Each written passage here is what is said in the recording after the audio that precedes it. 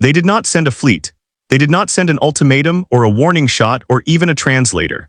The Kryvath Compact, having decided that humanity was not worth the fuel cost of an actual delegation, sent a form. Form 7B Species Threat Registry. 4 pages, 4 boxes per page, and a note at the bottom of the cover sheet in the Compact's flattest bureaucratic dialect. Submit within 1 cycle, do not exceed the space provided. Most species require less than a page.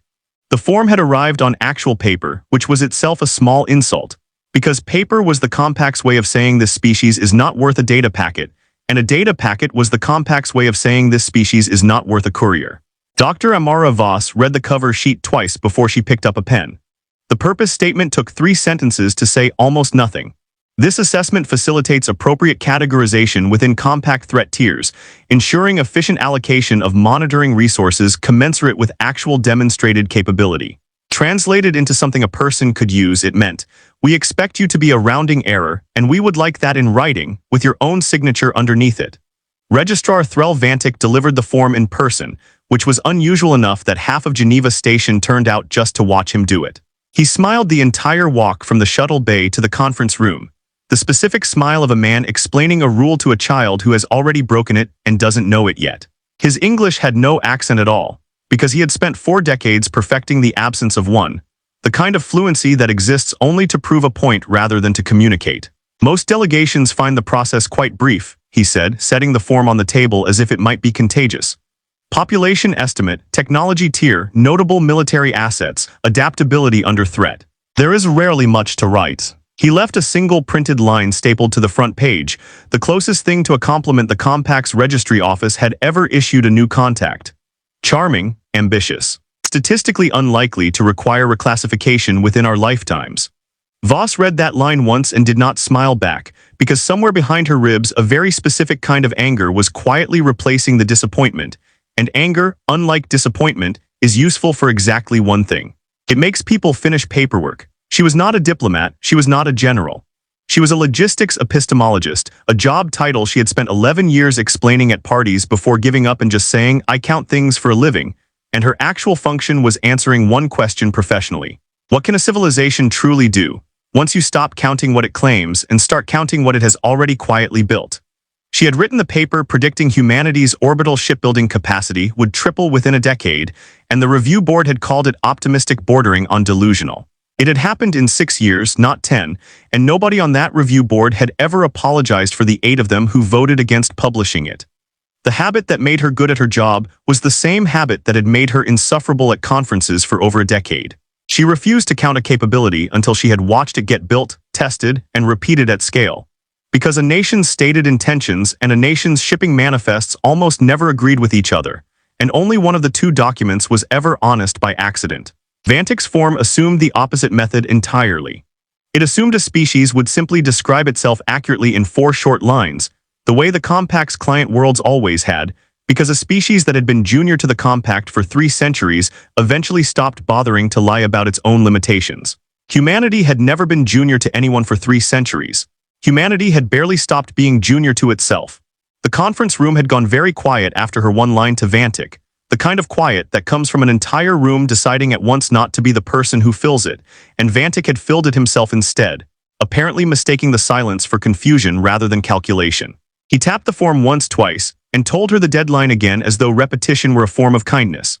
She thanked him for his time in the flattest voice she owned, walked the form back to her office, and did not look at it again until she had called in the 3 people whose careers the rest of the scientific establishment had spent years filing under promising but unrealistic. She looked at the 4 boxes on page 1 and said the only line of the encounter anyone thought to record. "You gave me 4 boxes," she said, "for a species you have never actually measured." She did not raise her voice, because raising it would have made this a complaint, and a complaint was not what she intended. This was a correction, delivered in the same tone she used for peer review, population estimate. She filled in the raw number first, then the growth curve beneath it, then the distribution across 3 planets and a 4th settlement growing in the asteroid belt that the Compact's own scouts had apparently never bothered to catalog.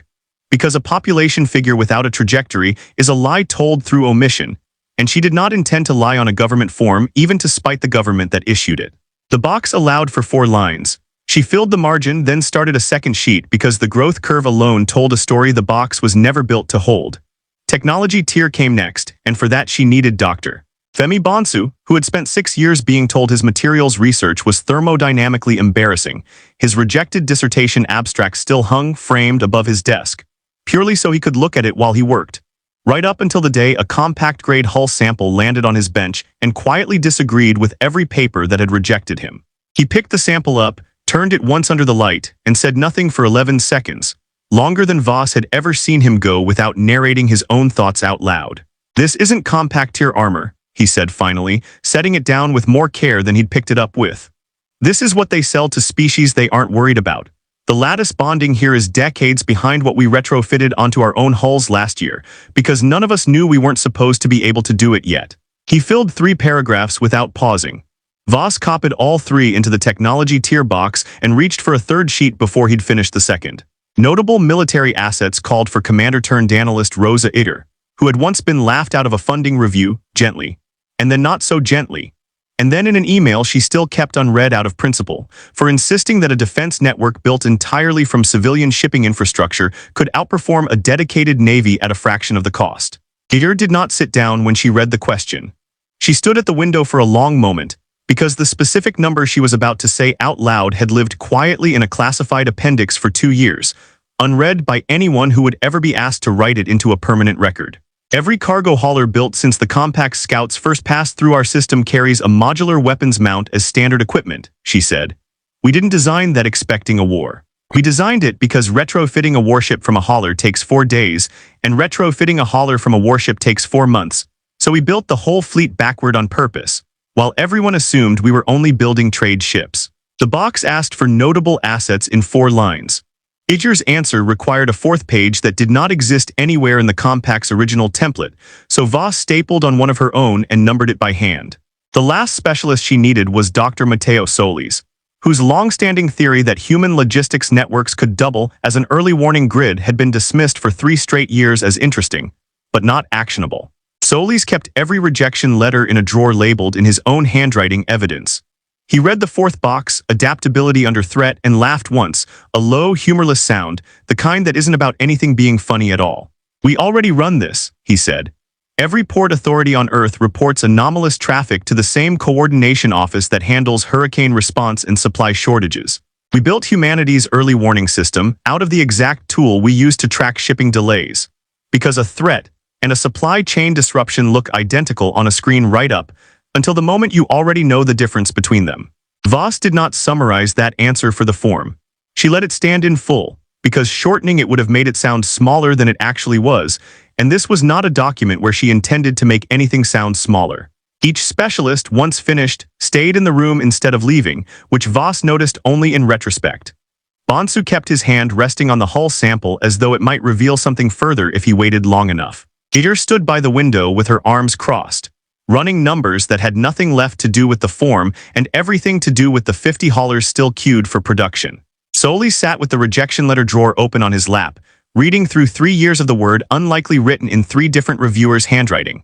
None of them said it out loud, but the room had the specific stillness of 4 people who had each spent years being told their own competence was theoretical, sitting in front of proof that it had never been theoretical at all. By the time she finished the 4th box, the form was 7 pages long, stapled at a crooked angle because she had run out of the correct staples twice, and completely unrecognizable as the document Vantik had handed her 4 hours earlier with a smile still on his face. The Compact noticed the delay before it noticed the page count. A registry submission running 6 hours past the standard drafting window triggered an automatic administrative flag, because in the Compact's long experience, species that took that long to answer 4 simple questions were usually stalling for a reason that had nothing to do with thoroughness. The response arrived formatted exactly like the original form, same font, same procedural flatness, none of Vantik's earlier warmth surviving anywhere in it. Delayed threat submissions require in-person verification. A compliance vessel will arrive at your coordinates within 18 hours. Please have all registry materials finalized upon arrival. Voss read the notice twice and went back to page 7 because the Compact had just handed her a deadline instead of a shrug, and a deadline, unlike a shrug, meant someone on their side had finally started reading what she'd actually written. The compliance vessel arrived 11 hours early, which told Voss more about the Compact's real nervousness than anything printed in the notice itself. It did not fire first. It ran a full sensor sweep of the orbital shipping lanes, the exact lanes Igor had spent 2 years arming one hauler at a time, and its targeting computer flagged nearly a quarter of the civilian traffic as possible combatants before it had finished scanning a tenth of the lane. The 18 hours between the notice and the vessel's arrival were not spent waiting. Igor pulled every hauler within 4 days of the shipping lanes into a modified holding pattern that looked, to any outside sensor, exactly like ordinary commercial traffic adjusting for a minor weather delay. Because the entire point of a defense network built from civilian infrastructure was that it never had to stop looking civilian until the moment it mattered. Bonsu spent the same hours cross-referencing the compliance vessel's public transponder signature against every hull specification the Compact had ever allowed a client world to see, building a private catalog of exactly which weak points a species 3 centuries junior to the Compact had never been permitted to learn about, and which weak points humanity had already found on its own, uninvited. The engagement lasted 6 minutes. The Compact ship opened with a warning shot fired across the bow of an unarmed-looking transport, the kind of move meant to end a confrontation before it began, and the transport's modular mount answered in 11 seconds, because Igor had engineered the retrofit into the hardware itself rather than into crew training that would take months to install. 4 haulers converted to combat configuration before the compliance vessel finished computing its first firing solution. The Compact's own scanners, trained on decades of standard warship signatures, misread every one of the haulers' drive profiles as civilian right up until the exact moment they weren't, and that half-second of institutional hesitation was the only mistake the Compact made all day. It tried to retreat toward the outer marker once its shields dropped past 60%, and Voss let it go without ordering pursuit. The form on her desk was not finished, and a fleeing ship writes its own line under notable military assets without anyone needing to chase it down first. The compliance vessel's official transmission arrived within the hour, composed in the same flat procedural language as the original form, closing the registry file and assigning humanity a threat tier that the Compact had never previously issued to a first contact species in its recorded history. Voss read it once and set it aside without comment, because it told her nothing she hadn't already written herself 6 hours earlier in her own handwriting. The second transmission arrived 4 hours after that. Unlisted, unofficial, addressed to her directly rather than to the registry office. Vantik's voice was different this time, no smile audible in it anywhere, a long pause before he spoke at all. "I have processed 140 new species through this office," he said. "I have never had a delegate finish page 1. Another pause longer than the first. It was audacious, submitting 7 pages against a 4-page form. I assumed when the delay flagged that you had misunderstood the assignment. I have spent the last hour discovering I was wrong about which of us had." Voss did not answer that transmission that night. She spent the hours instead on page 8, the one the Compact had never asked for and would eventually have to read regardless, because Solis' early warning theory had just been proven under live fire, and she was already drafting the section on what humanity's shipping network could detect once it was formally weaponized on purpose, instead of built that way by instinct and habit. Bonsu was 3 seats away, running the retrieved compliance vessel's hull sample against his own year-old retrofit numbers, checking exactly how far behind the Compact really was now that there was combat data available instead of a lab estimate to argue about. Igor had not gone home at all. She was recalculating retrofit timing for the next 50 haulers already in the production queue, because 11 seconds had been good, and she fully intended for the next number to be smaller. Solis had already started a 9th page of his own, uninvited, sketching out what the early warning network could detect if the Compact's own compliance vessels were added to its tracked traffic, the way every other unfamiliar signature already was. Because as far as he was concerned, the engagement had simply proven that the system worked exactly as designed once. Igor's 50 haulers were no longer a projection by the time the sun came up over Geneva Station. They were a schedule dated, with Bonsu's revised lattice numbers attached to each line, so that every ship coming off the production floor would already be a full generation ahead of the one that had just retreated toward the outer marker with its shields at 40%. None of them called it a war footing, because none of them believed it needed to become one. It only needed to become accurate, and accuracy, Voss had learned over 11 years of being told her numbers were too large to be believed, was the one thing the Compact had never once asked humanity for. Voss finally looked up from page 8 sometime past midnight and said the only thing that mattered to anyone still awake in the room. "They wanted a threat tier," she said. "I'm going to give them a growth curve instead." She went back to the page before anyone could answer her, because the form was still open, the Compact was still reading, and there was, as there always had been, more to write. Always had been more to write.